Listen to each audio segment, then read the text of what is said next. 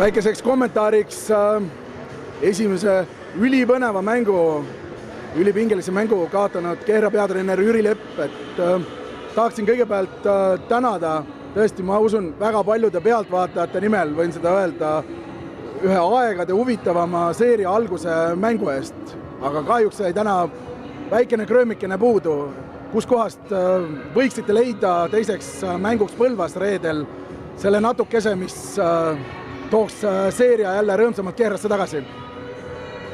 Kõigepealt tuleb mäng rahulikult üle analüüsida ja leida variandid, et kuidas olla nii rünnakul kui kaitses parem. Et väga lihtne retsept, aga nüüd tuleb videodega tööd teha.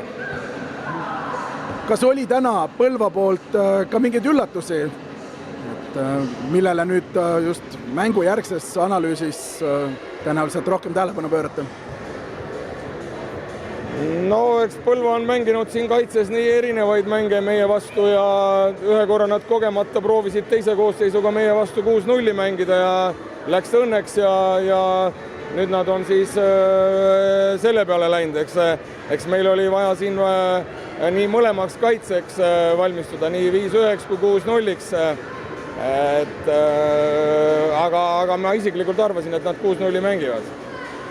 Suured tänud veel kord selle tõesti ülipõneva mängu eest, ja soovin rahulikke puhkepäevi ja analüüsi tunde teile ja kohtumiseni Põlvas finaalseeria teises mängus. Aitäh!